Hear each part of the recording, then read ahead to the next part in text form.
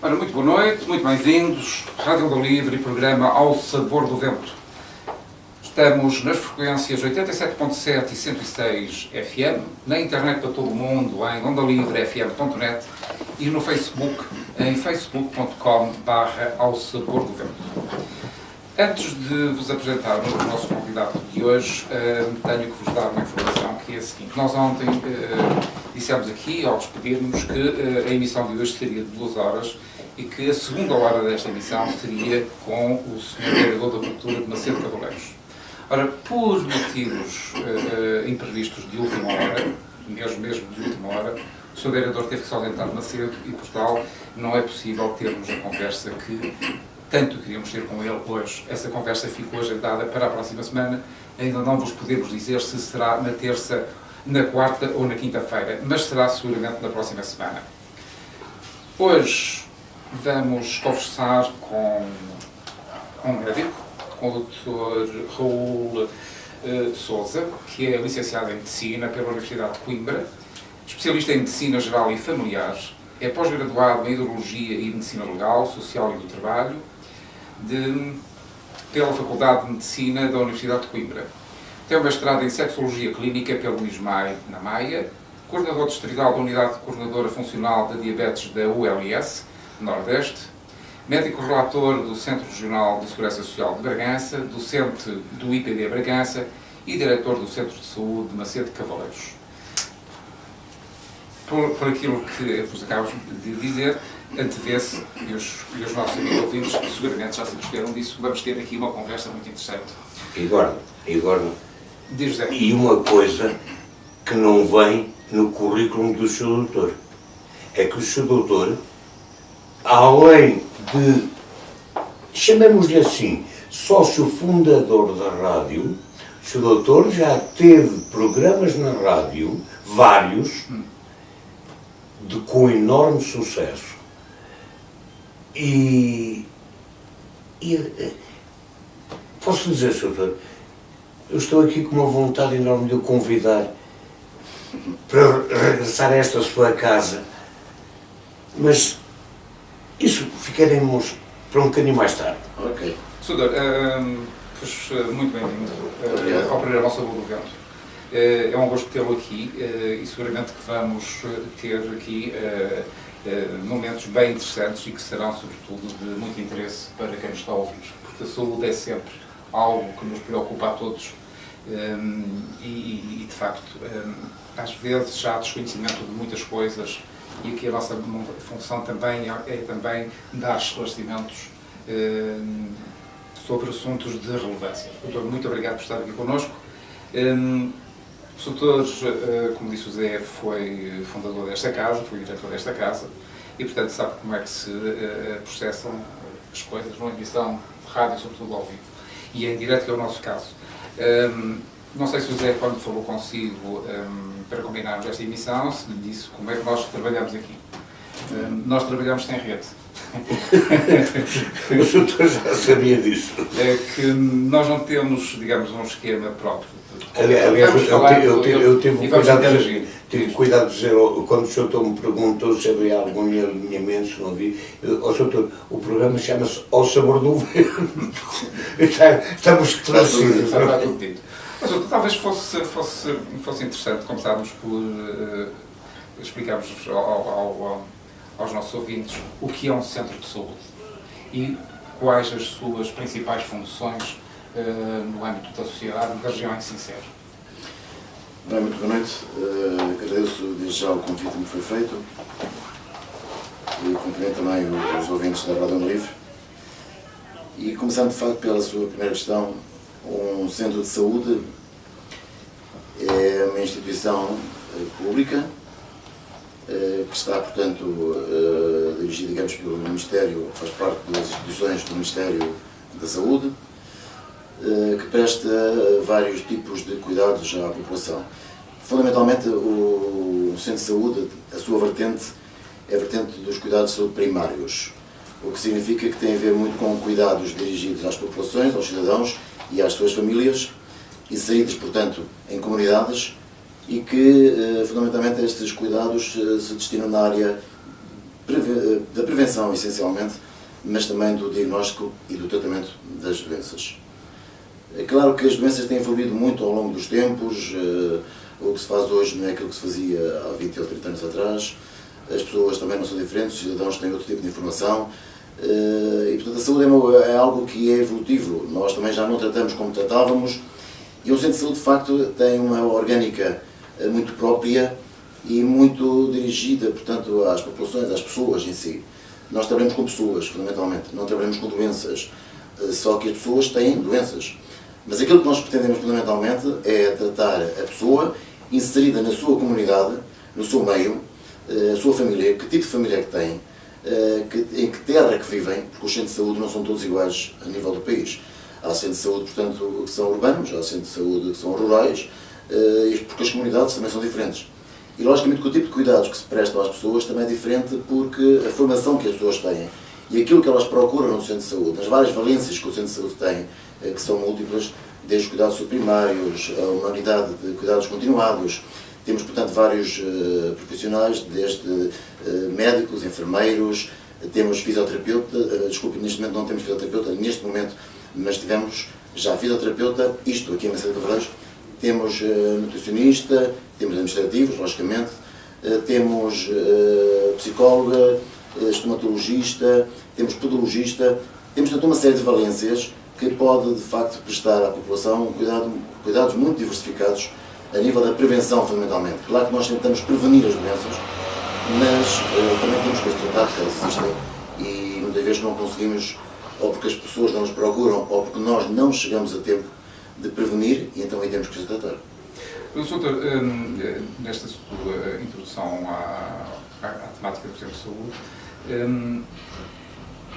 disse que há diferenciações consoante as regiões do BCC, porque que dizer que há centros de saúde que têm valência de internamento, não é?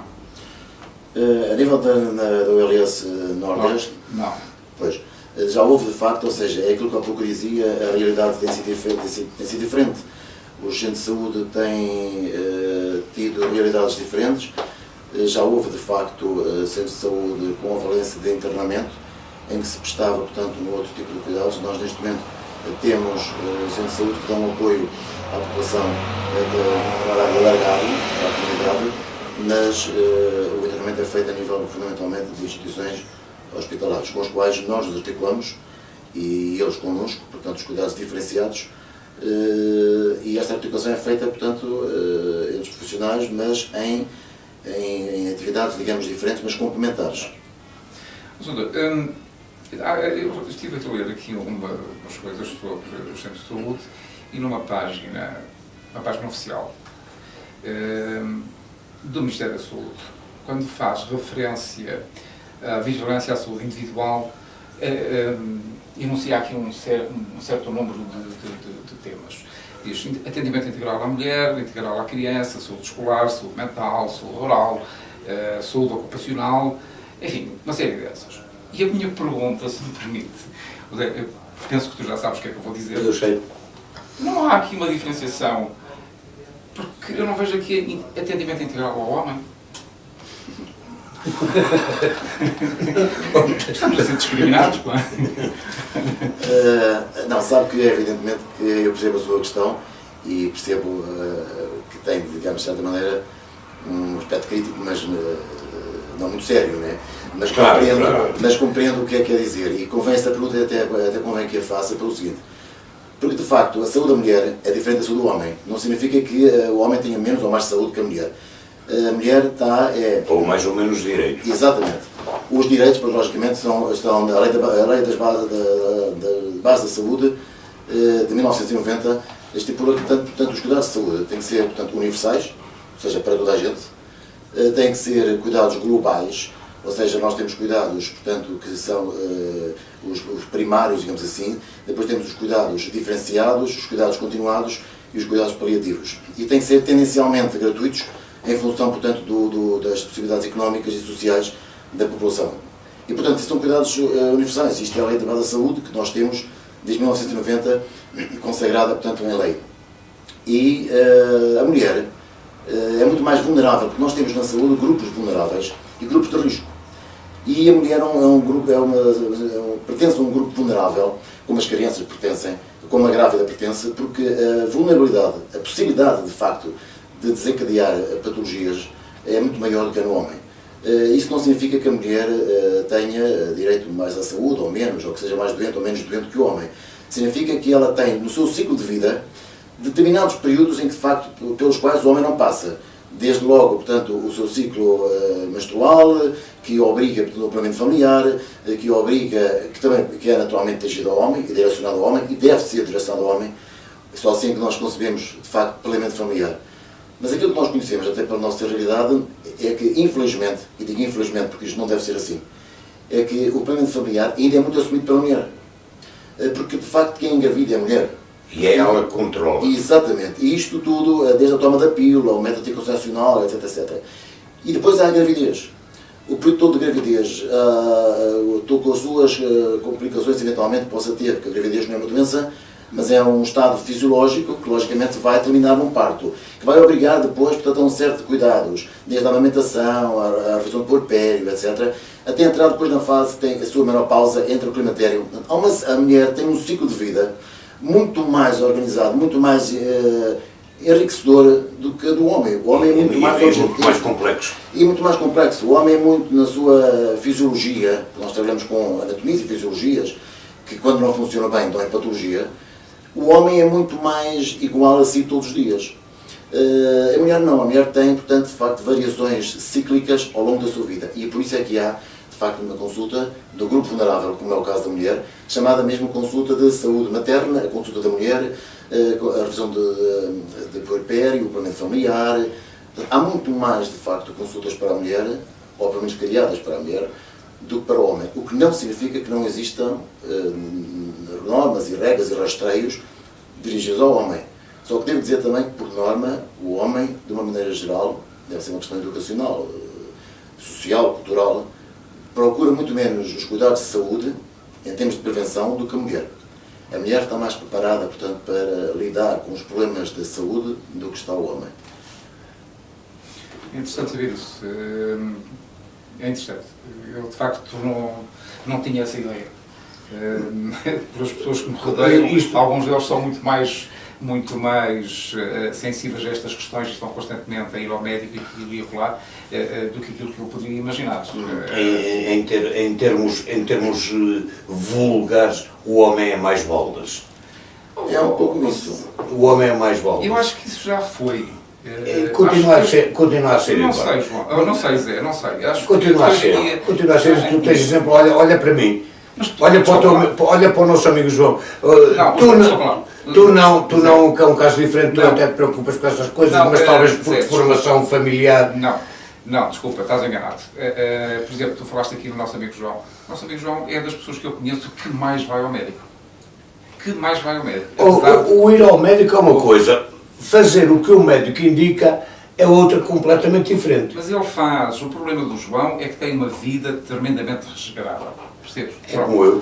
Mas tu nem sequer ao médico vais. Pois não, são baldas. Exatamente. Não, vou, que fui... O meu médico de família mandou-me fazer análises e eu fui fazê-las. Zé, imagina, não lhes fui mostrar. Não entres por aí, porque senão eu tinha... Olha, no dia que fui convidar o seu doutor... Zé, não entres por aí, porque não, senão... o homem, não, só para rematar, o homem é muito mais baldas que a mulher é muito mais gordeira, muito mais cumpridora, muito mais assertiva. E isto é a minha opinião pessoal. Não estou de acordo contigo, mas está bem. Isto é a minha deixa-me aqui. O mundo evolui, a sociedade evoluiu, claro, e o homem evoluiu também nesse capítulo. Claro que quando falamos em homens e falamos em mulheres, estamos a generalizar. Claro, é lógico que há mulheres também que são as tais baldas, as tais baldas, exato. Porque há homens que de facto são muito mais cuidados com a sua saúde. Isto há de tudo, não é? E depois também tem a ver com a idade, e tem a ver com a educação que tiveram, e tem a ver com, enfim, com uma série de coisas, até onde vivem, os serviços que lhes são prestados, aquilo que lhe tem a oportunidade de recorrer ou não. Portanto, há diferenças, logicamente, né? E a generalização, se vamos generalizar, vamos cair em erro. Agora, se nós pegarmos, de facto, num grupo de homens e num grupo de mulheres, não estou a falar em termos de quem é que se queixa mais, ou de quem é que procura mais o médico ou procura menos o médico. Se calhar, em termos culturais, em termos sociais, por esta e por outras muitas razões, a mulher acaba por ser mais atenta, porque é mais perspicaz, tem mais, portanto, ela, digamos, antes de dar o passo, às vezes já pensa muito mais que o homem. O homem é muito mais objetivo, é muito mais... a mulher é mais assertiva, digamos assim. O homem não. O homem está doente, procura o médico. E muitas vezes esses tais casos, como há pouco dizia, são aqueles que não procuram, não ligam, são os baldas, mas depois na altura própria assustam-se. E é quando procuram. Às vezes é tarde. Também há mulheres assim, logicamente. Mas a mulher... Mas o homem é maior número. Os serviços estão mais vocacionados, de facto, para servir a mulher, não porque a mulher tenha mais direitos que o homem, na lei não tem, não só, nós também não achamos que tenham, nós profissionais de saúde, mas porque a mulher, por natureza, é mais atenta a essas coisas. E procura-nos mais vezes. Muito bem. Doutor, no âmbito dos centros de saúde, da atuação dos centros de saúde, há um serviço de saúde pública. Isto, em relação à figura do delegado de saúde, quais são há aqui diferenças, evidentemente, não há? Portanto, o delegado de saúde utiliza os serviços do centro de saúde no âmbito das suas atividades. Como é que isto funciona, esta ligação entre a delegação de saúde e o centro de saúde? A delegação de saúde tem, ao longo dos tempos, tem variado, digamos, a sua organização e a sua interligação com o próprio centro de saúde e com a comunidade. Neste momento, a delegação de saúde é um serviço, digamos, autónomo, que temos delegada de saúde, que se articula com as outras valências do centro de saúde, nomeadamente com a unidade de cuidados à comunidade, onde está inserida toda uma série de valências, como seja a saúde escolar, que há pouco falou, e outras atividades que tem, como o apoio, portanto, que há, e a própria comunidade faz isso, a equipa da comunidade, dos paliativos, etc. Há uma interligação entre as várias instituições, coisa que há uns anos atrás não havia, era muito mais estanque, e neste momento há uma interligação muito maior. E, de facto, a Delegação de Saúde está muito interligada connosco, os programas de saúde, com a prevenção dos problemas de saúde, e tem, de facto, algum trabalho até autónomo, como seja a consulta do viajante, por exemplo, que é da responsabilidade da Delegada de Saúde, e toda uma série de serviços que são feitos pela Delegação de Saúde, mas que, em alguns deles, têm autonomia, mas em alguns deles são até realizados em Bragança, e não nas instalações aqui de Macedo de Cavaleiros, mas há, logicamente, uma interligação muito forte, tem que ver com o próprio centro de saúde, né? E com o pessoal do centro de saúde e com as pessoas do centro de saúde, com a comunidade. Nomeadamente, por exemplo, uma das funções do Serviço de Saúde Pública são, por exemplo, as inspeções especiais, não é? Exatamente. Para a carta de condução...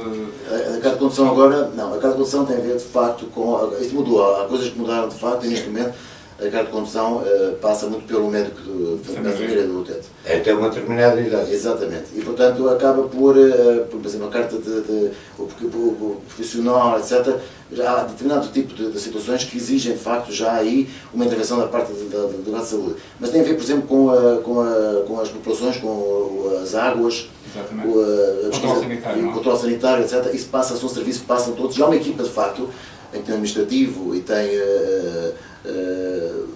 elementos ligados à própria saúde ambiental e que nós temos no nosso centro de saúde e que, portanto, trabalham em articulação com a saúde pública. Doutor, há aqui outra questão que as pessoas às vezes têm alguma dificuldade em entender. Por exemplo, porque hoje em dia nós sabemos que quando há cirurgias a preocupação é ter o paciente o menos tempo possível internado. E quando saem, quando têm alta, podem ter eventualmente, e normalmente têm, necessidade de cuidados de enfermagem. É feita a ligação entre o hospital, os centros de saúde e os serviços de enfermagem. Sim, porque e é tudo programado, não é? Sim.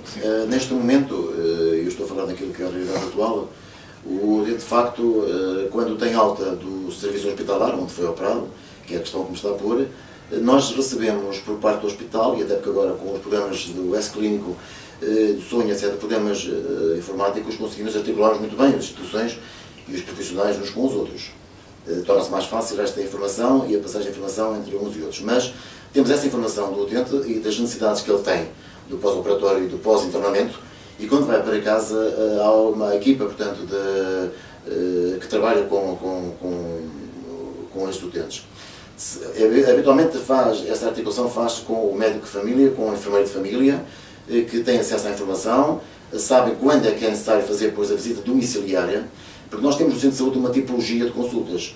Há a consulta, por exemplo, programada, que é aquela que nós programamos e que nos tempos máximos de observação desses utentes está estipulado que, portanto, uma consulta programada que nós temos 15 dias, portanto, para marcar. Só uma consulta de um programa de saúde, podemos marcar de acordo com a necessidade, que é a saúde infantil, saúde materna, departamento familiar. Temos, digamos, um tempo máximo para fazer, portanto, a observação dos utentes. Tempo de espera, digamos assim. Se é uma consulta urgente, há uma consulta aberta no centro de saúde que funciona. Esse é um dos temas que vamos tratar. E depois, para chegar, falta-nos uma, que é a consulta domiciliária. Nessa consulta domiciliária, que era aí que estávamos, o médico e o enfermeiro, ou a equipa, portanto, toda, ou só o enfermeiro, de acordo com a situação clínica do doente, e com a possibilidade dele se dirigir ao centro de saúde, dirige-se a equipa à casa do utente e há, portanto, os cuidados da comunidade que complementam, portanto, esse serviço, esse tratamento quando necessário. Desde o tirar pontos ao doente, a sutura, desde vigiar os sinais vitais, se é necessário, desde vigiar, enfim, aquilo que for necessário de acordo com cada situação clínica. Claro. Mas há uma equipa que está organizada, porque a consulta domiciliária faz parte, de facto, da tipologia de consultas que o centro de saúde, até pela comunidade e pela equipa da comunidade, oferece aos cidadãos. E é aí esta articulação que fazemos com o hospital e vice-versa. E, portanto, isso abrange todas as situações que se possam pôr perante um quadro clínico de um... Abrange situações em que a situação clínica atinge os critérios de visita domiciliária. Ora, muito bem, são 21 horas, 26 minutos e 44 segundos. Vamos fazer aqui uma ligeira pausa. Voltamos quando forem 21 horas, 32 minutos e poucos segundos. Até já. Até já. Vamos então retomar a conversa com o nosso convidado, com o Sr. Raul Sousa. Doutor, na primeira parte desta nossa conversa, abordámos aqui o esquema de funcionamento dos centros de saúde, o que é um centro de saúde, a interligação com outras entidades, nomeadamente com a delegação de saúde, com os hospitais.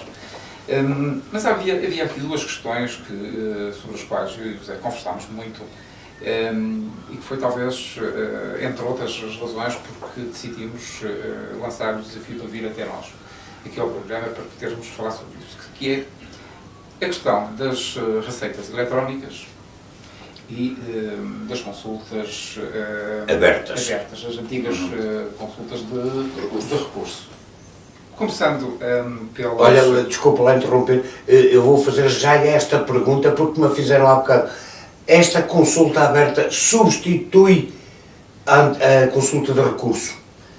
Fizeram-me esta pergunta há bocado, eu não sei, mas olha que logo faço a pergunta ao Sr. Doutor e ele responderá.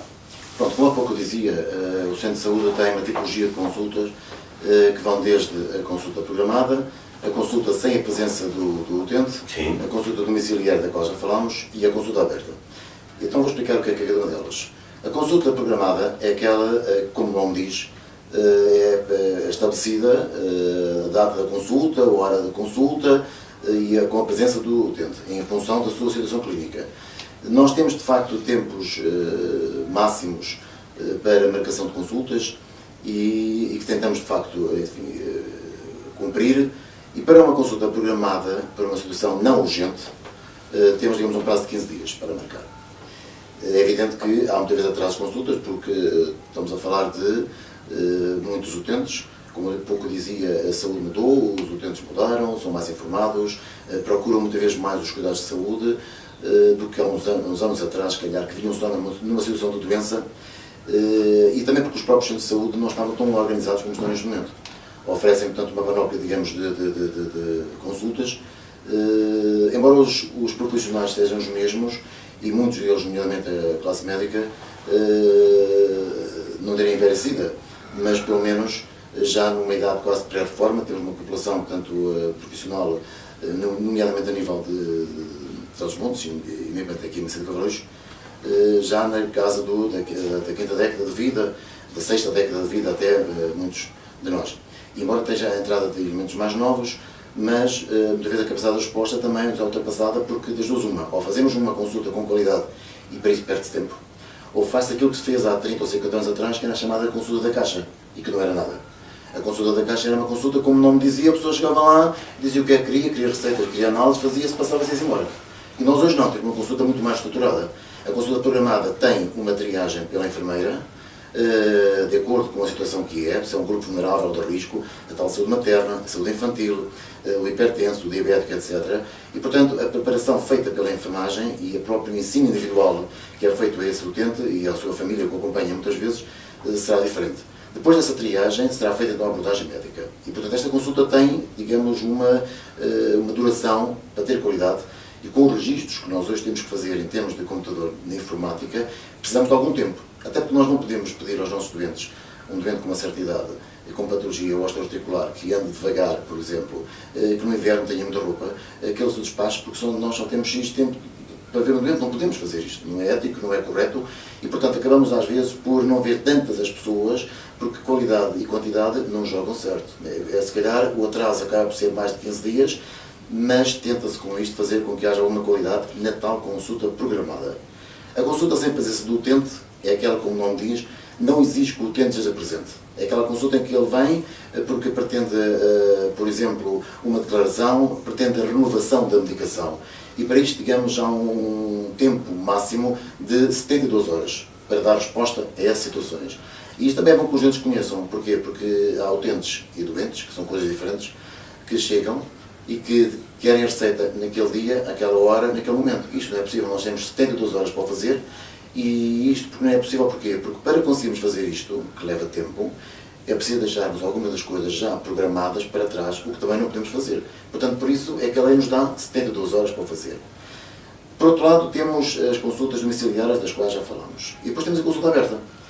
Na consulta aberta, que era a tal consulta de recurso, e que já teve outros nomes, mas, digamos, a filosofia é a mesma, é tentar e prestar assistência às pessoas que procuram consulta por uma situação aguda.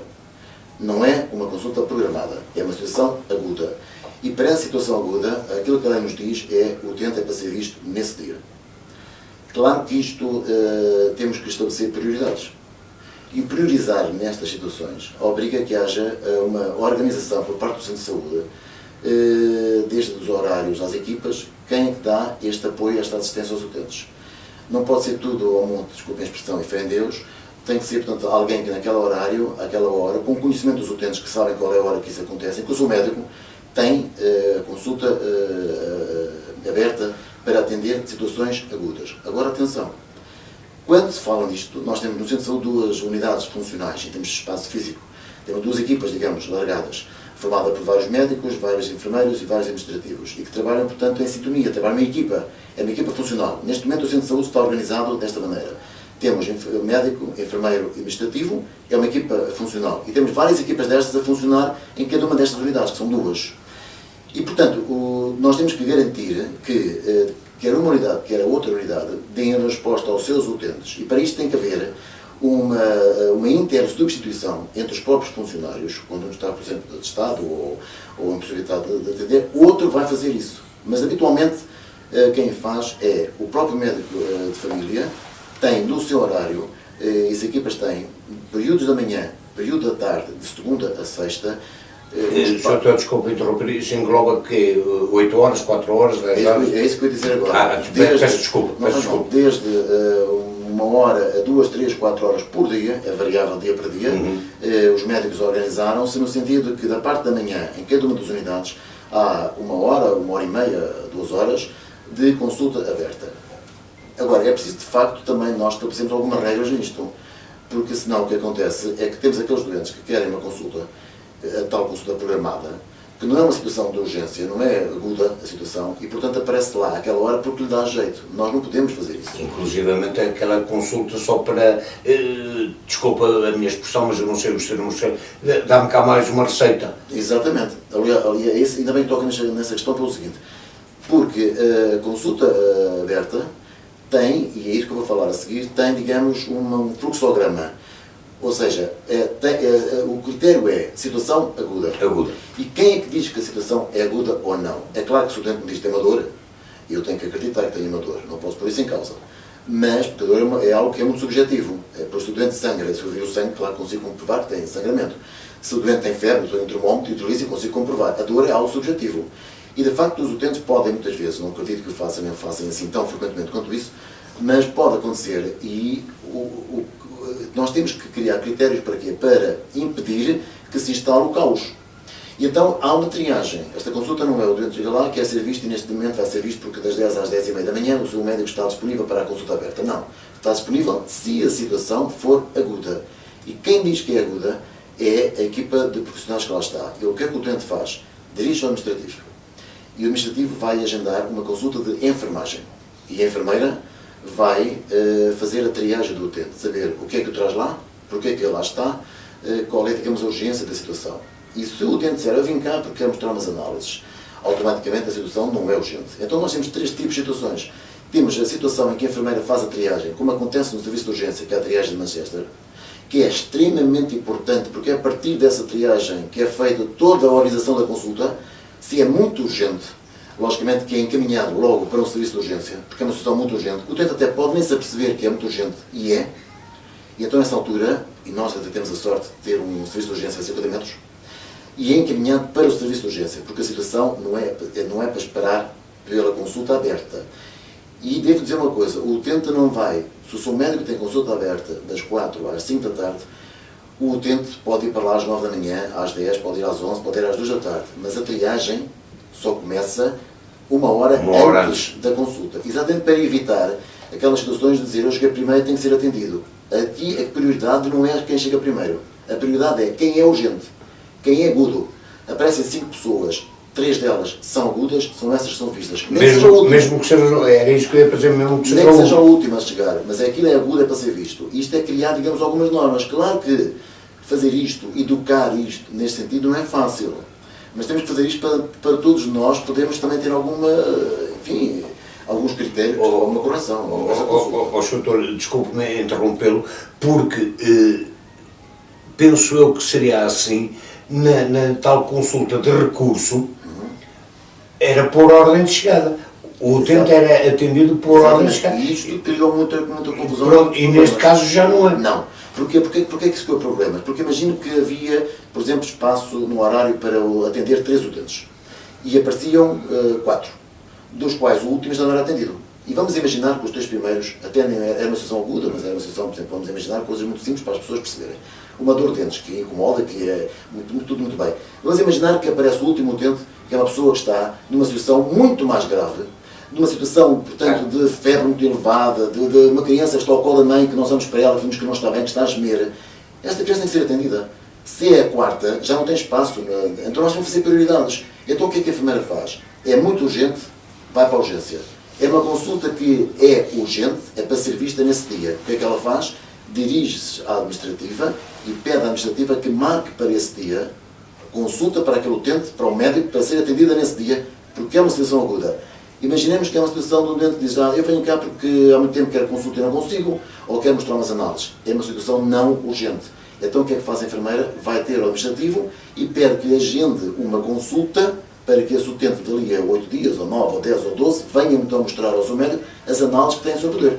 E assim nós conseguimos, digamos, separar o trigo do joio. É ver aquilo que tem justificação e tem critérios, e esses critérios têm que ser respeitados por todos, por nós, profissionais, e pelos utentes também, até por respeito de uns em relação aos outros. Doutor, se me permite esta comparação grosseira, a consulta aberta é a mesma coisa que uma consulta de recurso, mas indo a uma triagem. Exatamente. Que define quem é que entra primeiro. Exatamente. Quem é que é agudo. Exato. Quem tem critérios quem tem o critério para entrar primeiro. É evidente que nós aprendemos sempre com os erros, não é? Essa consulta de recurso acontecia isso. Ou seja, em termos de espaço, é a mesma coisa. Eu cheguei primeiro, sou eu o primeiro. Exatamente. Em termos de filosofia, não, em termos de espaço de horário, a consulta está lá. Em termos de filosofia, está lá. Só que não havia critérios. Os critérios era quem chegasse. E isso criava muitos problemas, de facto, para no funcionamento. E podíamos estar a escapar-nos entre os dedos, mãos, situações que eram urgentes. E que nós já tínhamos a capacidade de poder fazer essa triagem. Assim, há um profissional de saúde que faz a triagem. Depois, se a enfermeira tem dúvidas, e é legítimo que as tenha, ou possa ter, claro, estamos nós, médicos, e em conjunto assumimos a responsabilidade de assim, eu vejo esse utente. E até acontece às vezes isto, é uma situação que temos 3 utentes. espaço para 3, mas por acaso até demoraram menos, podemos eventualmente ter mais 5 minutos ou 10 para atender, podemos atender, nada nos impede que façamos, Claro. desde que não entremos no espaço da consulta aberta, da consulta programada, que vem logo a seguir. Ou seja, é uma questão de disciplinar a consulta e não fazer o centro de saúde aquilo que fazia há 30 anos atrás. Vai tudo para às 9 da manhã e depois vão ser atendidos ao longo do dia. E havia pessoas que disparavam até ao meio-dia ali à espera de uma consulta. Não há necessidade de fazer isto. É isso faz-me lembrar uma questão que eu vi há 2 ou 3 dias no laboratório de análise, em que tinham um exame marcado, números perfeitamente aleatórios, às 11h40, e deveria haver 3 técnicos, mas um tinha ido fazer uma assistência não sei onde e o outro estava de baixo, portanto não pôde ser atendido às 11h40. Foi uma desgraça completa. Claro, acredito que sim, não é? Mas as pessoas têm que ser educadas para entender estas coisas. Isto é a minha opinião. Exato, e se nós mostrarmos às pessoas quais são os critérios e se fazemos entender que seriam estes os critérios, porque assim, nós trabalhamos com pessoas e as pessoas são pessoas que têm doenças. Não trabalhamos com doentes, trabalhamos com pessoas que têm doenças. E atrás dessa doença está uma pessoa e nós temos que respeitar essa pessoa. Mas essa pessoa também tem que respeitar o nosso espaço e tem que respeitar o nosso horário e tem que respeitar as nossas necessidades. E tem que respeitar a decisão do profissional que decide se o doente A entra depois ou antes do doente B. Porque o profissional é que sabe quem é que está mais necessitado, não é? Teoricamente deverá ser assim. Deveria ser, não é? Deveria ser assim. Deveria ser assim. Né? E os critérios são exatamente para organizar um pouco a casa. E organizando, acho que conseguimos lá ir. Eu acho que neste momento, muito sinceramente, há uns anos esta parte, nós temos vindo a organizar um bocadinho a casa, isto passa pela educação das pessoas. Dr. Raul, isto faz-me lembrar, quando eu vou, por exemplo, com a minha mãe, ou eu próprio, ali à urgência. E estão 6 ou 7 ou 10 ou 20 pessoas, não interessa. Sim, nunca mais é nossa vez. Entra uma pessoa, ou porque cortou um dedo, ou porque partiu. Ninguém reclama. As pessoas acabam por entender essas necessidades, essas prioridades. Porquê é que não entendem em relação ao resto? Claro. Não, neste momento já entendem. Houve tempo em que isso nem sempre aconteceu assim. Isso nem sempre aconteceu assim. E criou nos profissionais de saúde também burnout, daquela situação de stress, porque se nós lidamos com uma situação que é urgente, ou seja, vamos imaginar uma situação de febre, repara, os profissionais de saúde lidam com situações que às vezes não podem dia para o dia a seguir. Uma criança que me aparece hoje com 39 graus de temperatura, eu não posso dizer assim, olha, desculpa, eu são 8 horas da noite, vou sair, acabou o meu horário, portanto faz favor, venha cá com a criança amanhã. Eu não posso dizer isto. Claro. Nem eu nem ninguém. Claro, corremos o risco daquela situação. Uma febre pode ser desde uma simples gripe, uma pneumonia, mas pode ser uma meningite. E portanto nós temos que entender que não trabalhamos com papéis. Os papéis eu arrumo a secretária, deixa ficar para o dia a seguir. E o doente não é isto. O doente é uma coisa muito diferente. E os utentes às vezes, os doentes não percebem que nós temos às vezes esta angústia de decidir situações que às vezes estão muito difíceis de decidir sem termos de facto conhecimento integral da situação. O que é? É ou não é urgente? Posso deixar para amanhã ou não posso? Mas isto depende da capacidade de cada profissional a fazer e que deve fazer e que deve educar os utentes, porque se os educar, eles acabam por entender as coisas.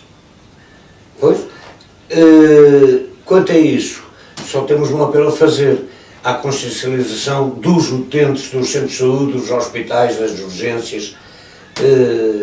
Vamos com calma e tenhamos em atenção que não somos únicos no mundo.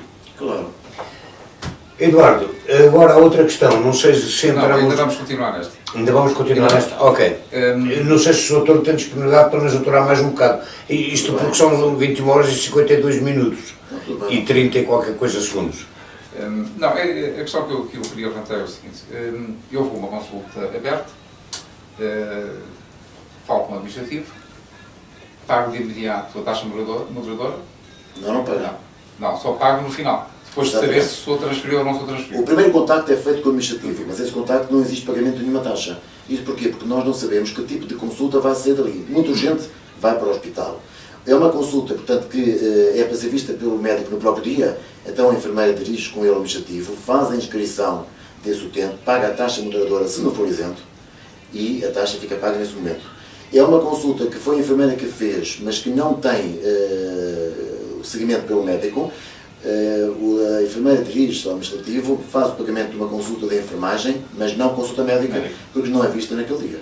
Exatamente. Não faz pagamento de combustível. O primeiro contacto com a equipa é feito com o administrativo, mas é apenas um contacto, dizer, eu estou aqui, Quero ser. atendido. Tenho direito ou não tenho? Posso ou não posso? É isso. Claro. É porque no sistema anterior pagava-se. Exatamente. E isso levantou alguns problemas também. Claro, imagino que sim. Ora bem, como são já 21 horas, 53 minutos e 48 segundos, eu ia propor que fizéssemos uma paragem e após o sinal das 22 iríamos falar então, se estiver de acordo, da questão das... Se o Sr. quiser ter a amabilidade de nos acompanhar mais um bocadinho. Vai entrar brevemente a publicidade e vamos cortar. O Sr. também está um profissional da rádio, sabe como é que é essas Então, coisas? voltamos a seguir ao sinal das 22 horas. Até já. Até já.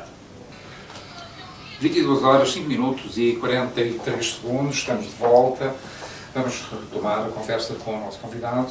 Na primeira parte, ou melhor dizendo, da primeira hora desta emissão, falámos do que é um centro de saúde, quais as valências que tem, a sua interligação com os hospitais, com a divulgação de saúde, a programação de cuidados de enfermagem a pacientes que saíram de internamento. Falámos também das consultas, do sistema de consultas atualmente vigente nos centros de saúde. Terminámos a emissão, a primeira hora da emissão, a falar da questão das consultas abertas. E agora vamos falar também, aqui com o nosso convidado, de outra questão que tem levantado muita confusão e tem levantado muitas questões às pessoas, que é a questão das receitas eletrónicas. Doutor. Eduardo, antes disso, eu quero aproveitar para agradecer ao Dr. Raul a disponibilidade, porque estava programado ser uma hora com o Sr. Doutor, de maneira que quero aproveitar para agradecer a disponibilidade do Sr. Doutor para nos, entre aspas, aturar nesta segunda hora, ou pelo menos durante mais um bocadinho. Está tudo bem, não há problema nenhum. Ok. Aliás, o doutor, como foi dito no início do programa, também já foi radialista, já sabe como é que estas coisas funcionam. Já foram muitos anos, mas ainda me lembro onde esses bons velhos tempos. E qualquer dia vai ser desafiado para qualquer coisa desse género. Vamos ver. Vamos ver. Doutor, agora a pergunta do Eduardo.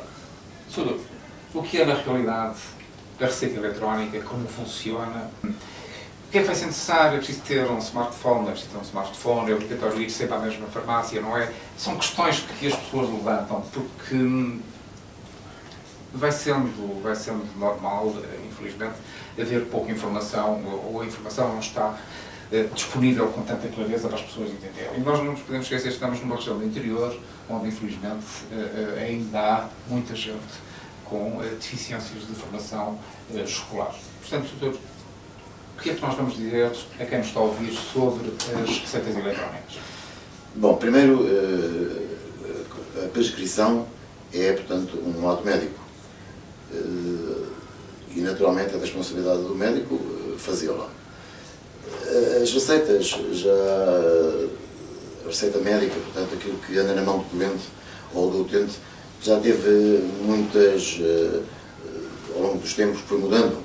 Várias vezes, como lembro perfeitamente na altura em que nós passávamos uma receita manual, a receita essa que era assinada por nós, tinha um carimbo da instituição onde trabalhávamos e era aviada na farmácia. Depois passámos à receita com as vinhetas. Aí, portanto, já tínhamos nós umas vinhetas, as instituições públicas, nós requisitamos aos serviços da Secretaria da instituição vinhetas, eles próprios fazem isso, vinhetas que colocámos na receita e que diziam, portanto, que não tinham sido prescritas por nós, é a nossa responsabilidade. É claro que a vinheta tinha que estar guardada, a ser guardada por nós, porque se fosse, digamos, perdida, podia ser utilizada por outra pessoa qualquer. Esse tempo passou e passámos ao tempo da receita eletrónica, não desmaterializada como é agora. E convém distinguir uma coisa da outra. A receita eletrónica foi aquela que deixou de ser manual e, como o nome diz, passou a ser feito informaticamente. Portanto, os serviços do Ministério da Saúde, os serviços partilhados do Ministério da Saúde, criaram uma plataforma, a PEM, que é a Prescrição Eletrónica Médica, na qual nós prescrevemos, portanto, os fármacos.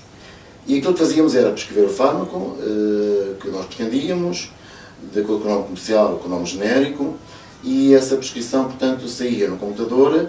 Se queríamos receita em triplicado, passávamos, o próprio computador dava-nos em triplicado, E muitas vezes são doentes com doenças crónicas, que têm uma diabetes, têm uma hipertensão, têm uma dislipidemia e têm outras patologias, e que têm que fazer receitas de medicação crónica. E, portanto, se não imaginar o que acontecia, que os doentes iam lá, às vezes, com 10, 12, 13, 14 folhas. Porque eram receitas em triplicado e que dava, portanto, para uma série de meses, mas a verdade é que saíam lá. E o que é que acontecia muitas vezes? Perdiam algumas dessas receitas, chegavam à farmácia e depois aviavam umas e não aviavam outras. Qual é a grande diferença da receita eletrónica desmaterializada? Ela foi criada, portanto, pelos Serviços Partilhados do Ministério da Saúde e foi determinada a generalização da receita desmaterializada a partir, portanto, do dia 1 de abril. Foi publicado na Entrada Pública, portanto, em fevereiro, 24 de fevereiro deste ano, e a partir daí, portanto, as instituições públicas começaram todas a passar as receitas eletrónicas, já o faziam, mas agora desmaterializadas. E isto, portanto, se cria alguma confusão, ou se criou no início aos utentes, também criou um pouco até para nós. Porquê? Porque a receita, digamos que é algo que é muito solene, digamos assim. Aquilo é, nossa opinião, o ponto final da consulta, eventualmente. Aquilo que vai fazer o nosso doente ficar curado da sua situação aguda, ou aquilo que vai manter controlado da sua situação crónica. E, portanto, é algo que não é apenas um papel, mas é um papel que diz muita coisa. E a própria assinatura que lá está, e aquilo que eu prescrevo, é da minha responsabilidade, e como tal, isto tem que ter, de facto, e tem um significado muito mais abrangente do que um simples papel que ali está com os nomes dos medicamentos. É algo muito mais abrangente do que isso. Claro. E a receita, ao ser desmaterializada, cria fundamentalmente vantagens para quem? Portanto, nós tivemos dúvidas, houve formação também, que foi feita, mas que é muito simples, não tem nada de especial. Nós estamos a viver um período, neste momento, na saúde, e não só, muito conturbado em termos de informática, em termos de programas, em termos de uma série de programas informáticos que aparecem e que alterações sucessivas, e logicamente que nós vamos ter que nos ir adaptando a ela, às vezes com algum custo, mas que nos vamos adaptando lentamente. E a receita desmaterializada é isto. O utente chega, faz a consulta normal, passamos uma receita igual ao que fazíamos, com os mesmos fármacos. A grande diferença é que, neste momento, nós não assinamos a receita, não colocamos uma vinheta, porque a própria receita, quando é impressa, portanto, a impressora faz a impressão dessa receita que nós estamos a pedir, e aquilo que nos sai é apenas um guia de tratamento, que é aquilo que é entregue ao utente. E o que é o guia de tratamento? É aquilo que antigamente tínhamos uma receita, mas na qual estão os fármacos todos que ele vai levar para aquele período de tempo que nós entendemos. Pode levar 3, 4 embalagens de um fármaco, pode levar 2, pode levar uma, aquilo que nós entendemos que é o tempo necessário para os 3 meses que ele vai ficar ausente da consulta, ou os 4 ou os 6. E já não vai com aquele monte de papéis como levava antigamente. Qual é a vantagem que isto tem? Em termos gerais, tem a ver, portanto, um pouco com ganhos no que diz respeito às práticas ambientais. Começamos a ter, portanto, e até em termos de custos. Temos menos papel, gastamos menos papel, é bom para o ambiente, gastamos menos toner, menos fita, menos eletricidade, portanto, é uma vantagem. Mas em termos muito mais individuais, ou seja, em termos do utente, o que é que ele ganha com isto?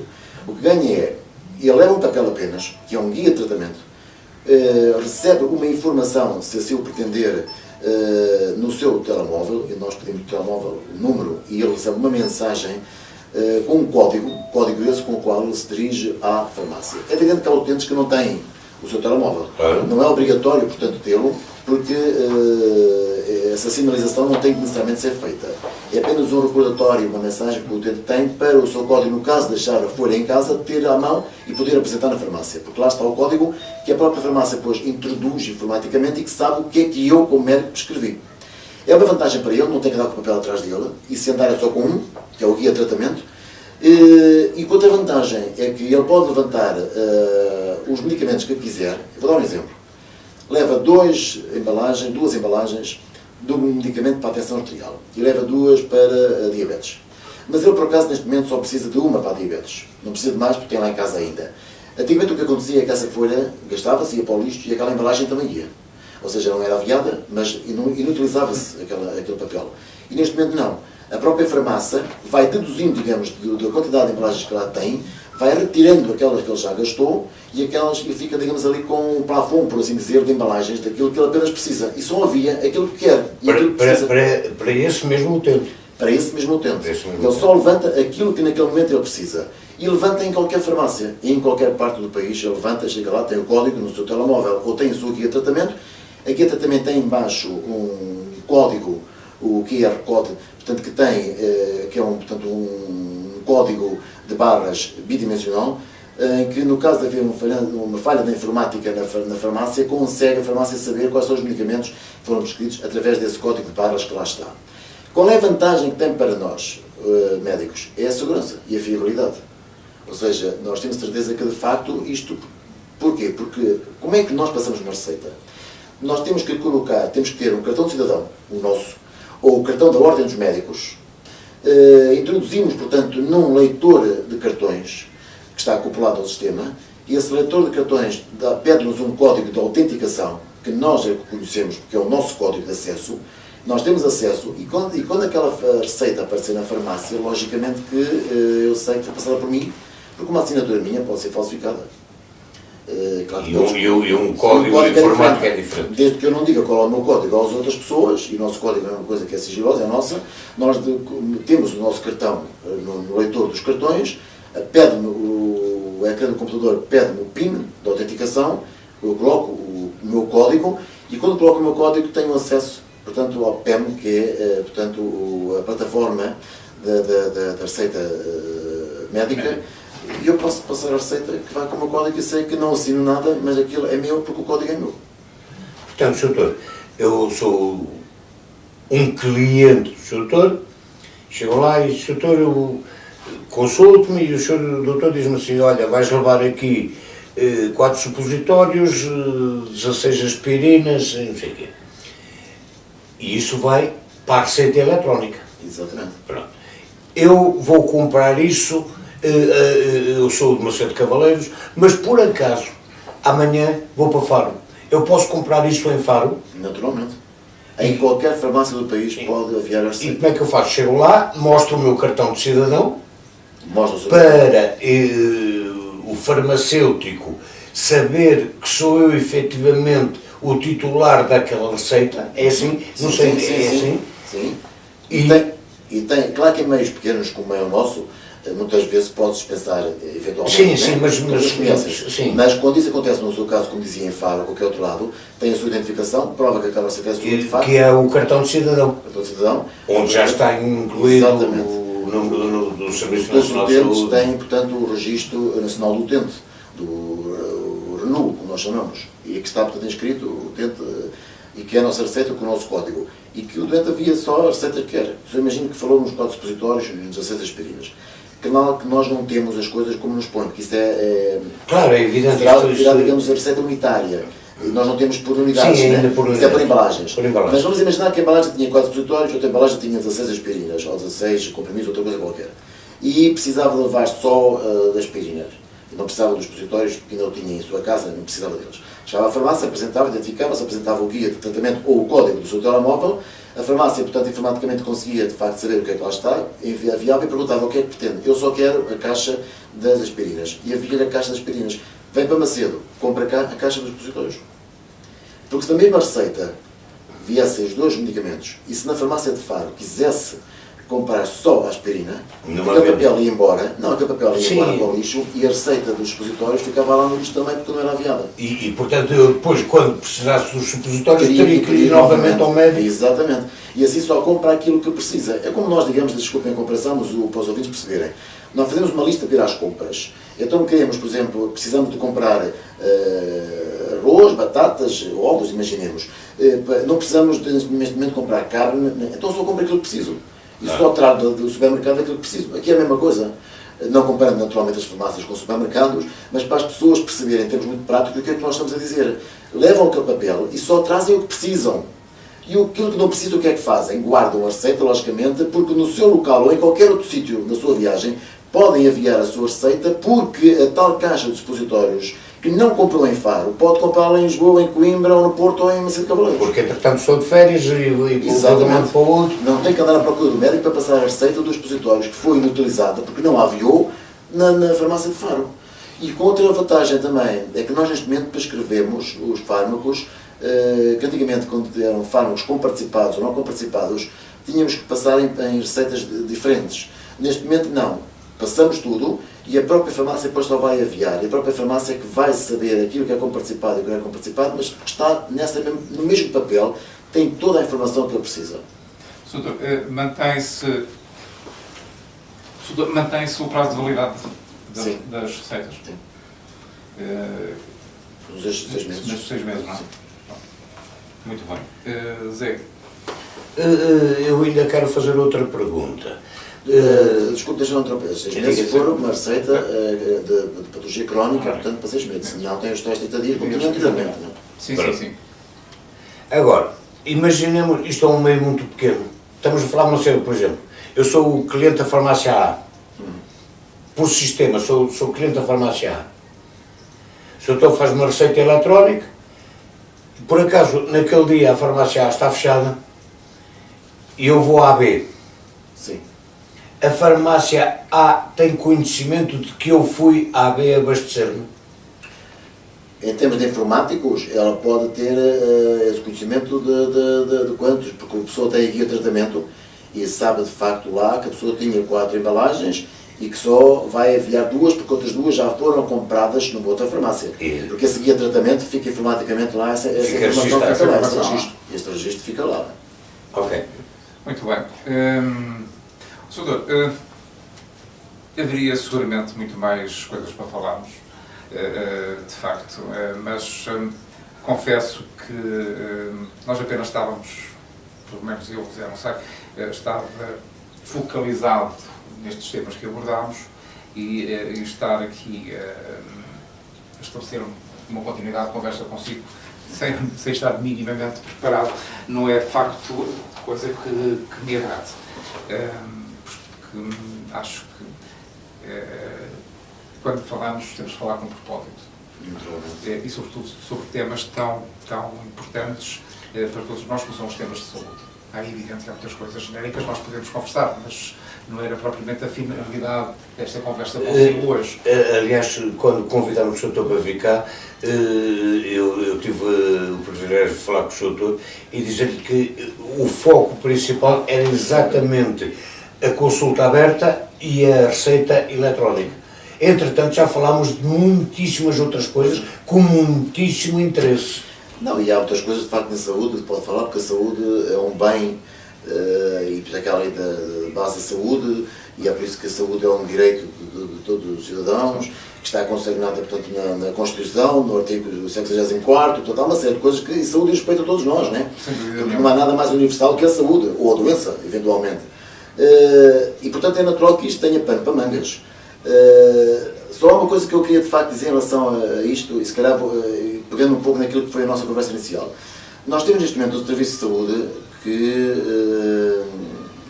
público, que com muitas carências, logicamente que sim, com muitas coisas que não funcionam como nós gostaríamos, e quando digo nós profissionais, e digo nós gestores e nós cidadãos, porque é algo que é muito apelativo. A saúde é uma coisa que nós procuramos todos os dias, não é? Agora, o que nós temos neste momento é um serviço muito mais organizado do que tínhamos, portanto, sei lá, pois, nomeadamente a nível dos cuidados primários, do que existia há 30 anos atrás, quando eu comecei a trabalhar, que de facto havia coisas boas também, mas em termos de organização, eu acho que temos vindo a aperfeiçoar muita coisa. Eu quando digo temos vindo todos, nós, sociedade, desde os governantes aos cidadãos, aos profissionais, e temos organizado no sentido de criar um serviço de facto que seja muito mais abrangente, que é isso que pretendo que seja, e que seja tanto ao serviço universal. Por exemplo, nós temos, em termos de organização, desde os cuidados, como dizia, primários, diferenciados, portanto hospitalares, os cuidados continuados, os paliativos, etc., que ao fim e ao cabo de separar o nosso ciclo de vida. Nós precisamos de todos os cuidados primários, rastreio, prevenção de doença. Depois precisamos, alguns de nós, de cuidados diferenciados. E repara que isto é como se fosse um funil e que vai de facto apertando, porque são muito poucos aqueles que vão precisar de cuidados paliativos, infelizmente, mas todos nós precisamos de cuidados primários. Todos os cidadãos precisam de cuidados primários. Prevenção, rastreio, tudo isto é importante. E, portanto, os cuidados primários, os centros de saúde, que nós vamos dizer que é de facto o pilar da saúde, é de facto o pilar da saúde, e é preciso que todos nós, cidadãos e governantes, toda a gente entenda isto desta maneira. A saúde do país assenta muito nos cuidados, na qualidade ou não dos cuidados primários que tem, e tem uma abrangência enorme de cuidados, e que muitas vezes não se faz daquilo tudo que nós queremos fazer, porque é uma enormidade de coisas a fazer. Depois vai afunilando, temos cuidados diferenciados, ou seja, nem toda a gente vai, na sua vida, esteve internada ou foi operada. Há muita gente que nunca foi operada e nunca esteve internada. Felizmente há muitos que não precisam de cuidados continuados. E muito menos gente que precisa de cuidados paliativos. Portanto, isto vai afunilando. Mas, de facto, o funil de entrada, digamos assim, é para toda a gente. E os cuidados primários são a entrada para toda a gente, de facto. E, portanto, temos que ter um serviço bem organizado. E, repare, nós temos, por exemplo, a funcionar neste momento, e eu queria falar nisto porque sou o coordenador e gostaria de falar nisto, até em termos de por respeito e prestando aqui, digamos, o mérito a todos os coordenadores conselheiros que nós temos. Nós temos uma unidade coordenadora, a nossa ULS, tem uma unidade coordenadora funcional da diabetes, formada, da qual eu sou coordenador, mas é formada por mais pessoas, que são, portanto, eu já agora gostaria de dizer quem são essas pessoas, se me permitem. Faz favor. São, portanto, estou na coordenação, está a nível dos cuidados primários ainda a doutora Joana Vicente, que trabalha aqui no Centro de Saúde de Macedo de Cavaleiros, está a enfermeira Margarida Parra, que trabalha connosco na comunidade, o enfermeiro Ricardo Ribeiro, que é da comunidade de Mirandela 1, e depois a nível hospitalar temos a doutora Elisa Tomé, internista do Hospital de Bragança, da Unidade do Hospital de Bragança, e a enfermeira Mariana Bento. Esta equipa de 6 pessoas trabalham em conjunto com coordenadores conselheiros. O que é que isto quer dizer? Em cada um dos centros de saúde nós temos uma equipa coordenadora formada por um médico e um enfermeiro, ou por 2 enfermeiros, ou por 2 médicos e um enfermeiro, portanto são equipas diferenciadas que têm a seu cargo, portanto, a gestão, digamos, da diabetes naquela área. E porquê diabetes? Estamos a falar, de facto, de uma enormidade de gente. Repare que em Macedo de Cavaleiros nós temos 15.200 utentes inscritos, é a população atual de utentes do Centro de Macedo de Cavaleiros, dos quais também é importante que se diga, temos ainda, digamos, 170 vagas e temos 200 doentes, ou 200 utentes, sem médico de família, por opção, muitos deles, e que não têm. Portanto, não temos, digamos, utentes a descoberto. Toda a gente tem, digamos, o médico de família. Eu estou a falar, na realidade, de Macedo. E as equipas coordenadoras, e repare que nós estamos a falar de uma população de Macedo que tem uma prevalência de diabetes de 13%. Portanto, nós temos uma população de diabéticos em Macedo muito grande, que é mais ou menos aquilo que é coincidente com a prevalência que há a nível nacional, dos estudos da população. Dos 20 aos 79 anos, temos 13% da população que é diabética. E depois temos aquela gente toda que ainda está, digamos, não diagnosticada, porque ainda não é conhecida como diabéticos, mas que o são já. E para dizer que estamos a falar de milhares de pessoas. E então o que é que os gestores da saúde fazem? Muito bem. Desculpe, só uma pergunta. A diabetes também é aquilo que eu chamo uma doença surda. Pode já lá estar e não se manifestar? Perfeitamente. Portanto, pode ser uma doença surda. Perfeitamente. Eu peço desculpa por estar a interromper, mas... É bom que faça, porque os nossos ouvintes gostarão também de saber, com certeza, algumas coisas sobre isso. A diabetes é uma doença, não direi silenciosa, embora possa ser, mas dá-nos algumas pistas às vezes. E por isso a importância dos rastreios. Há pouco falávamos na questão do homem, da mulher, etc. Porque às vezes nós detectamos situações de hiperglicemia, porque há várias situações de açúcar a mais no sangue, que não é necessariamente a diabetes por falência pancreática, é por outras situações. Mas o grande número de pessoas que têm hiperglicemia é por ter diabetes tipo 1 ou tipo 2. E de facto não tem grandes sintomas. Dá, por exemplo, a hipoglicemia, qualquer um de nós que não é diabético, se não comer, eventualmente, claro, temos mecanismos compensadores que me fazem não entrar em hipoglicemia. E só assim é que se entende que uma pessoa, por exemplo, que fica numa greve de fome durante 3, 4 dias, pode morrer muito mais facilmente de sede do que a fome. Porque temos mecanismos no próprio organismo que colocam o açúcar que temos guardado no fígado e nos músculos, etc., põe na corrente sanguínea e não fazemos hipoglicémias, baixas de açúcar. Nós fazemos por isso. Mas, de facto, podemos ter uma hipoglicemia. Só que a sentimos. Começamos a tremer, começamos a ficar com suores, sentimos mal, uma fome imensa. E, portanto, os doentes que têm açúcar a mais, que é o contrário disto que eu estou a dizer, não sentem nada. Andam bem. Têm 200 e tal, 300 de glicemia, com um valor muito alto. E, às vezes, detectamos, por acaso, numa consulta ou numas análises de rastreio. Ou a pessoa quer fazer umas análises de rotina. Faz umas análises de rotina. E detecta-se Claro que se nós soubermos, daí a importância do médico de família e do enfermeiro de família e das equipas nucleares que os centros de saúde têm, porque conhecem, pela proximidade que têm com os cidadãos, conhecem as famílias. E só sei que esta pessoa, e por isso nós temos neste momento em curso, a nível de todo o distrito, e eu queria falar exatamente nos coordenadores conselheiros, que têm um programa de atividades em cada um dos centros de saúde, e um deles é exatamente detectar precocemente aquelas pessoas, não é uma questão de diabetes, são os que têm alto risco, ou muito alto risco, segundo uma ficha que nós preenchemos, para quê? Para detectarmos aqueles que ainda não são diabéticos, mas que se calhar para o ano, se não fizermos nada, vêm a ser diabéticos. Então o que é que nós podemos fazer? Fazer para perder peso, fazer exercício físico, ter cuidados com a alimentação, chamá-lo a atenção. Há uma série de coisas que se pode fazer. E porquê que esta pessoa, eu faço o rastreio? Porque eu até o conheço. E até já fui médico do pai dele. E o pai dele era diabético. E se calhar esta pessoa, para mim, que sou um profissional de saúde de cuidado, eu falo em termos gerais, para nós sabemos, a comunidade desta pessoa, esta família, tem história familiar de diabetes, a probabilidade de ter uma diabetes é muito maior do que na população em geral. E portanto vamos fazer então aqui a pesquisa este. Porque se fizermos esta pessoa a pesquisa, vamos encontrar se calhar precocemente uma diabetes que não tem aquele rol de complicações porque foi detectada precocemente. E daí a importância do centro de saúde, a importância do rastreio. E a comunidade, de facto, neste momento, está alerta para isto. Há uma série, temos uma associação de diabéticos, mesmo aqui em frente ao Centro Diabético do Distrito de Bragança, que de facto tem muito cuidado com isso e que a nível de todo o Distrito temos as equipas coordenadoras que trabalham em conjunto connosco, somos a equipa distrital, na criação de atividades, ações de formação, etc. e de alerta para a população. E há coisas incríveis a isto que se podia fazer e que se podem fazer, como por exemplo, vou dar apenas um exemplo porque acho que são exemplos interessantes até para quem está a ouvir. E nós já fizemos isso. Criar cursos, entre aspas, de culinária, chamar os utentes até ao próprio centro de saúde e ensinar os utentes a cozinhar. Ou ir até a aldeia e juntar na aldeia X ou Y os utentes e ensinar. Porque nós pensamos que os doentes, ou que os utentes até comem bem, eles próprios pensam que não abusam.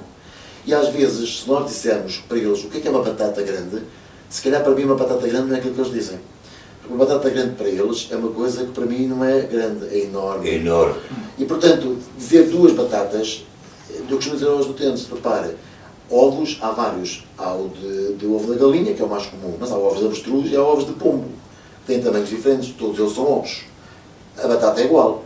Se nós temos um utente, só pode beber um copo, nós temos que dizer que é um copo de vinho ou de água. E há outros que dizem não pode beber nenhum. Exatamente. E então tapa os olhos. Portanto, temos que explicar, e compete-nos a nós, profissionais de saúde, explicar ao utente o que é uma batata grande e o que é uma batata pequena.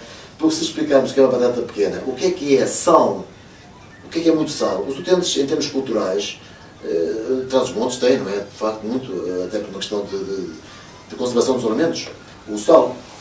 E a nossa população está habituada a comer coisas salgadas. Hoje não tanto como há uns anos atrás, porque estão informados, mais do que estavam. Mas há culturalmente aquela ideia de salgar. E às vezes estão a comer alimentos que pensam até que não têm muito sal. E se nós profissionais formos explicar que este pão é muito salgado, então eles perguntam-nos, então como é que eu faço uma sopa? Como é que eu faço um pão saudável? E se vamos lá explicar, eles conseguem fazer e se calhar vamos diminuir muito mais a incidência e a prevalência de diabetes nos próximos 5, 10 anos. Porquê que não podemos ir e não devemos ir e faremos, como já fizemos, ir às pastelarias e explicar a eles que há bolos para diabéticos, há refeições para diabéticos. O diabético não tem que ser aquele desgraçado que não pode comer. Não pode, não tem que ser. Nós temos que ensiná-lo a comer. O que é comer o quê? Saudável. E se calhar não é dizer assim à mulher, olha, faz favor em casa, vai fazer para o seu marido esta comida. E depois para si já pode refogar, pode fazer tudo o resto. E depois come à frente dele. Não pode fazer isto. Não pode. A senhora deve comer exatamente aquilo que ele come, porque aquilo que ele está a comer é alimentação saudável. E se nós todos, em termos do país, fizermos isto, de certeza que a diabetes vai diminuir. E a diabetes mata muita gente. E nós temos 1 milhão de pessoas com diabetes. É muito. Num país de 10 milhões. Num país de 10 milhões. Temos mais de 1 milhão de pessoas. Temos 13% da população. É muita coisa. É muita É coisa. muita coisa. E em termos de gastos de Sim, saúde, em termos de comorbilidades, etc., é muita coisa. Portanto, isto é um problema de saúde pública. E se nós pensarmos, isto tem muito a ver com aquilo que nós ensinamos às crianças logo desde pequenas. Reparem, basta olhar para a mochila de uma criança. E nós temos que começar a pegar por aí. Porque, e por isso, De pequenino, se É que torce se torce o pepino. o pepino. Não, repare, é por aí que nós precisamos, nós profissionais de saúde, de fazer exatamente educação para a saúde e fazer o rastreio e estar junto à comunidade, para tentar explicar a eles que numa mochila de uma criança, e nós temos nutricionista no centro de saúde, como temos outras valências, que dão esse apoio, até a própria saúde escolar faz isso, tentar até explicar aos pais das crianças que hoje metem, por exemplo, na mochila os panicos, passa a expressão de publicidade, metem pão com chocolate, metem coisas, produtos de venda rápida, que são riquíssimos em gordura. E é isso que estamos a fazer nas crianças, que eles fiquem obesos. E depois dizemos assim, há muita obesidade em Portugal. Então, olha, tem que haver. Porque nós temos que educar as pessoas. Não são os miúdos, são os pais. Sr. Doutor, como há bocadinho estávamos a conversar em off, uma das nossas intenções era trazer aqui uma nutricionista. Sim. Para falar sobre este tipo de coisas. Infelizmente ou felizmente, provavelmente felizmente, a doutora Eunice não pode vir porque está de licença de parte. Sim, sim. Portanto, felizmente. Não é infelizmente, é felizmente. Pela aquela causa nobre. Não. Olha, doutor, antes de terminarmos, eu quero lhe fazer só uma pergunta que não sei se é pertinente nem se não. Portugal deve ser dos países menos complicados em termos de saúde. Ou melhor, em termos de assistência médica. Eu pergunto-lhe isto por causa disto. Eu estou na América. É preciso ter um seguro para cortar a unha do pé. É preciso ter um seguro para ir ao dentista. É preciso ter um seguro para ir ao oftalmologista. Nós aqui em Portugal vamos ao hospital e dizem, dá-me tudo. E somos atendidos. Depois podem vir as questões burocráticas para a cobrança das consultas, mas é assim um bocado isto, não é? Não, é verdade que nós temos, como há pouco dizia, desde 1990, a Lei de Base da Saúde, que é muito abrangente e que considera, portanto, o direito à saúde como um direito de qualquer cidadão, não é? E está, portanto, consagrado na legislação. E temos, de facto, um bom Serviço Nacional de Saúde. Claro que não é perfeito. Claro que tem muitas carências. Estamos a falar também de um país e muitas vezes a falta da excelência do Serviço Nacional de Saúde também tem a ver um pouco com os recursos que nós temos, claro, quer humanos, quer recursos materiais. Passa por aí também. Sim, eu estava a falar em termos comparativos. Exato, com outros países. Com outros países.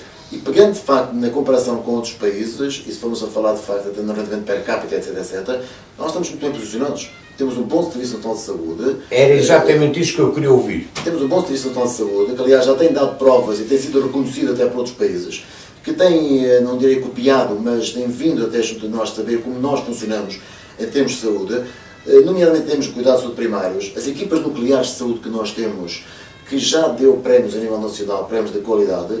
Isto tem que ser reconhecido. Não estou a falar na Santa Floresta, estou a falar nas sim, no país. E, portanto, esta organização, logicamente, e é bom que os ouvintes e é bom que os cidadãos entendam isto, que é um direito que eles têm, os cidadãos, e nós também temos, porque também somos cidadãos como os outros, apesar de profissionais, somos cidadãos, e, portanto, é algo que, estando consignado na lei, estando consagrado na lei, consegue no terreno, apesar de tudo, com todas as dificuldades que existem, ter bons resultados, ao ponto de outros países quererem fazer um pouco e virem saber como é que nós fazemos. Isto é muito importante e é muito bom que se diga, não é? Sr. Doutor, eu só referi nisto porque nós temos a mania de ser miserabilistas e somos um país do terceiro mundo. Dizem, somos um país do terceiro mundo, mas eles vêm a aprender connosco. Não tudo, mas alguma coisa. Naturalmente, é como digo, apesar de todos nós temos de defender aquilo que é público, porque é nosso, sem tirar lugar, digamos, um pouco aquilo que é privado. Claro, mas isso faz parte. Essa questão até vamos até agora para o que se passa com as escolas, por exemplo, com a escola pública, com a escola privada. Sim. Tudo isto, não estamos a dizer que funciona melhor o público ou o privado, não é isso. Sim, eu acho que há espaço para todos. Tem que haver, de facto, o lugar de cada um e cada um tem que saber ocupar o seu lugar. E se a lei consagra, de facto, no seu artigo, o 74º, como dizia, o direito à saúde, logicamente que nós temos apenas que considerar que somos os felizardos.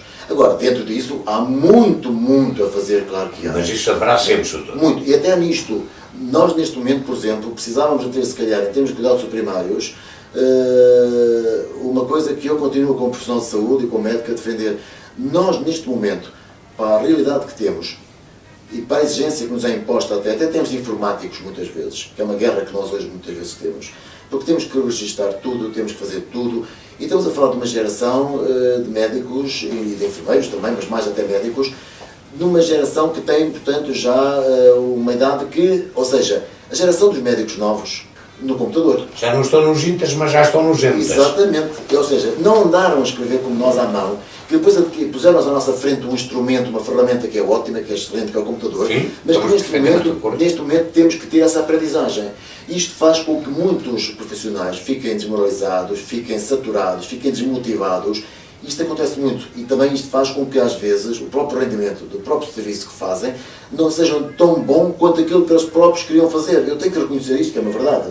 Mas temos um serviço bom de saúde, apesar de muitas falhas que tem, porque tem, temos é que muito honestamente e corretamente e de uma maneira cívica de saber, olha, está mal nisto, temos que melhorar isto.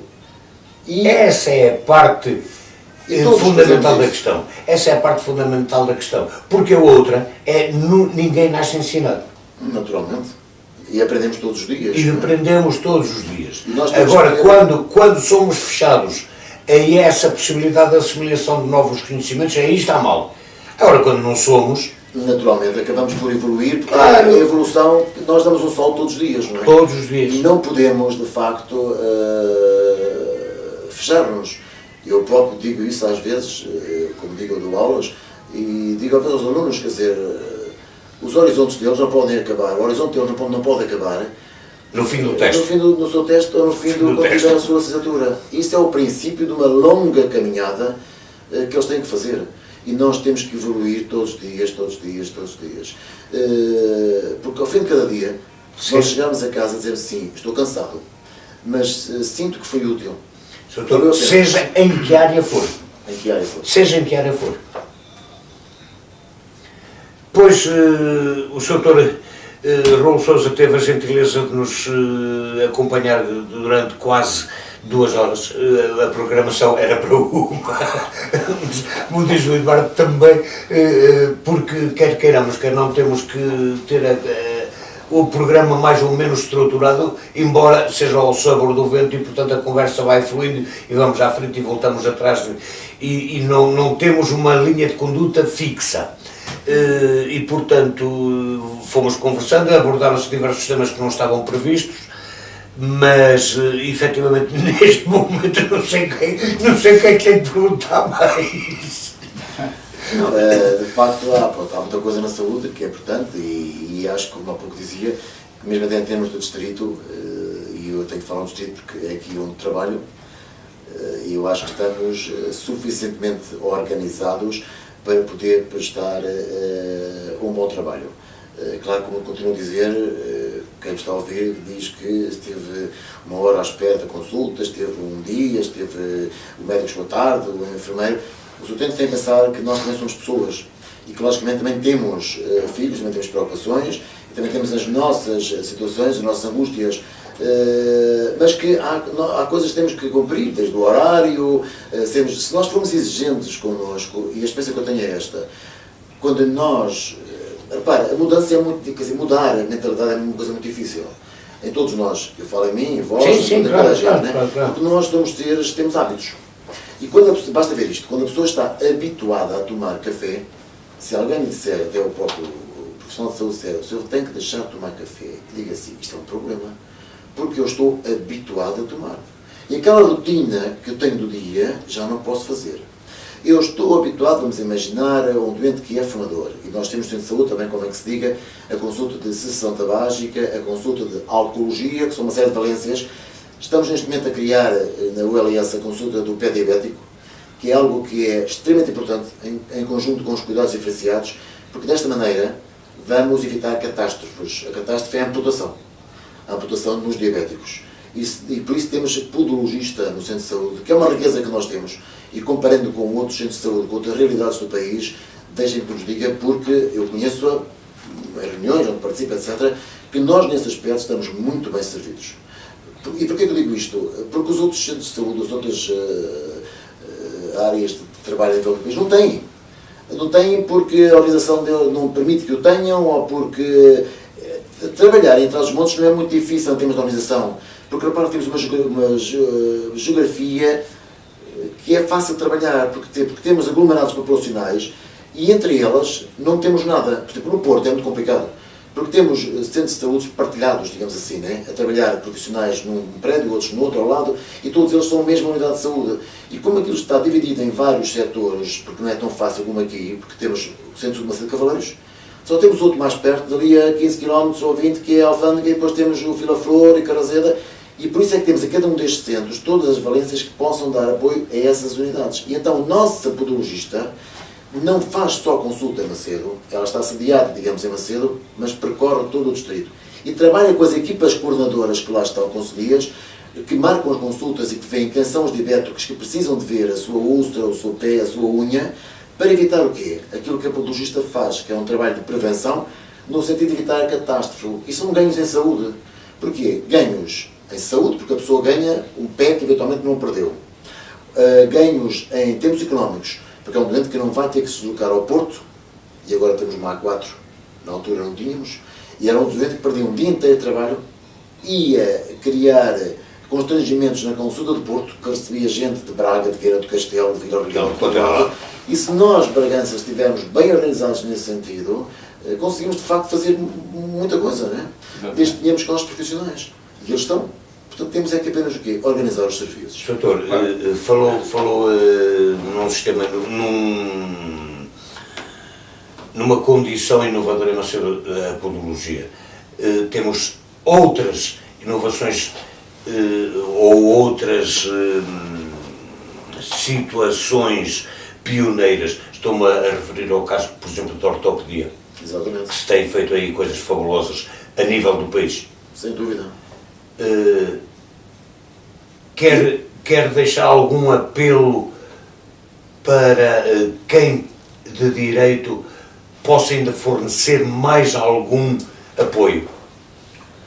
É evidente que eu falei nos cuidados primários porque foi nessa condição que eu vi e porque sou profissional dos cuidados primários, não menosprezando logicamente os cuidados diferenciados, e por isso é que eu não falo tanto neles. Claro, claro, é evidente. E como sou diretor do Centro de Saúde, é mais nessa condição. E foi nessa condição que foi convidado. Mas é de facto, e aproveitando o tempo que temos, é de facto de felicitar as equipas que lá trabalham, os médicos, os enfermeiros, os ativos, toda a gente que lá trabalha, de facto, porque tem tido reconhecimento a nível distrital e nacional, como também a própria unidade do AVC, também acontece o mesmo com isso. Sim.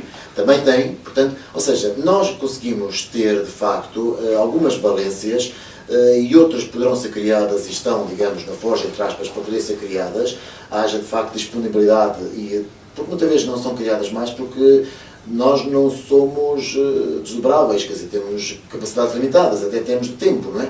E de capacidades mesmo, de idade e de outras, de formação, etc. Porque isto exige formação. As pessoas têm que ter formação. Claro. Desculpa a expressão, um pouco, não direi carolice, mas é assim. Uma pessoa para estar numa consulta, por exemplo, de pé diabético, e para esta consulta de pé diabético, e já que falamos nos cuidados hospitalares, vai envolver também cuidados hospitalares e cuidados de saúde primários, e vai envolver quem? Vai envolver, a nível do cuidado de saúde primários, uma equipa que vai trabalhar juntamente com os cuidados hospitalares, quem? O médico de medicina interna, o médico de ortopedia, o médico de cirurgia, que encaminha o utente, se for preciso, do pé para uma consulta de cirurgia vascular, eventualmente, o médico da fisiatria, porque o estudante é amputado, necessita de fazer depois a reabilitação, o fisioterapeuta, a podologista, a enfermeira. Portanto, há uma série de pessoas... Eu já contei 10. Há uma série de pessoas, de facto, que estão a trabalhar nesta equipa. E pedir a estas pessoas que já têm a seu cargo algumas funções, dentro da ortopedia, dentro da medicina interna, dentro da cirurgia, pedir que deixem por mês ou por semana 1 hora para estes utentes, e eles estão disponíveis para isso. A equipa está formada neste momento e estamos neste momento a trabalhar no sentido de que ela possa ainda vir a ser criada e possa entrar no terreno, porque já temos a equipa formada, já temos um horário mais ou menos também feito. Falta nos reunir, portanto, os cuidados primários e os hospitalares para dizer em que dia, quando e onde será essa consulta. Posso adiantar desde já que aquilo que temos em papel, que está programado, é que essa consulta possa funcionar em Macedo. E porquê Macedo? Porque Macedo está no centro do distrito, no centro geográfico do distrito. E além do mais, é em Macedo que está a nossa patologista. Está sediada aqui. E o laboratório das próteses que ela tem, das palmilhas, etc., é em Macedo. E, portanto, faz todo o sentido que esta consulta seja criada cá, no nosso hospital, e fique cá juntamente a trabalhar com os cuidados primários. Portanto, há aqui muita coisa que vem para fazer. Mas, para a última observação que queria deixar aos utentes, é que, de facto, nós, profissionais de saúde, apesar das falhas que nós temos, e temos algumas, muitas vezes ninguém é perfeito. Essas falhas, é bom que se entenda, não são porque não queremos fazer. Nós somos todos diferentes, profissionais, não somos todos iguais, logicamente, mas as falhas às vezes é porque não temos capacidade para poder fazer muito mais do que aquilo que fazemos. E se eventualmente aquilo que eu peço aos utentes acharem que há algo que não está a funcionar bem, nós precisamos que essa informação chegue até nós de uma maneira construtiva. Não é chegar, eu vou reclamar, quero reclamar, tenho direito a isto, aquilo. Os utentes têm direitos, mas também têm deveres. E é preciso que eles tenham conhecimento disso. E esses direitos e esses deveres estão na lei, e nós também temos direitos e temos deveres como profissionais de saúde. Portanto, se ambas as partes entenderem isto, de certeza que tudo vai funcionar bem. É meio caminho andado para que as coisas Com corram toda a perfeitamente. certeza. Pois muito bem, são 22 horas, 50 minutos e 53 segundos. Vamos ficar por aqui hoje. O doutor, foi uma conversa... Espera, mas antes de despedir o Sr. Doutor, agora também vou puxar a brasa à nossa sardinha, à rádio. Disto. O Sr. Doutor teve a gentileza, talvez não propositada, mas porque veio ao sabor do vento na conversa. Nós gostamos de divulgar coisas em primeira mão. E o Sr. Doutor teve a gentileza de divulgar, pelo menos levantar um bocadinho a ponta do véu sobre a consulta de podologia. É muito bom para a rádio divulgar estas coisas. Agora é contigo. Sem dúvida nenhuma. Doutor, foi de facto uma conversa de veras interessante. Eu espero que os nossos ouvintes aí em casa tenham retido na vossa mente tudo aquilo que foi aqui dito. Para vários condicionalismos que se põem durante os nossos dias, quando vamos ao hospital, vamos ao centro de saúde e ao médico. É preciso também entendermos aquilo que o doutor disse aqui, que temos que ser pacientes e temos que ser acordados, porque a educação fica sempre bem em qualquer situação. Nós temos direitos, sem dúvida nenhuma, temos deveres também.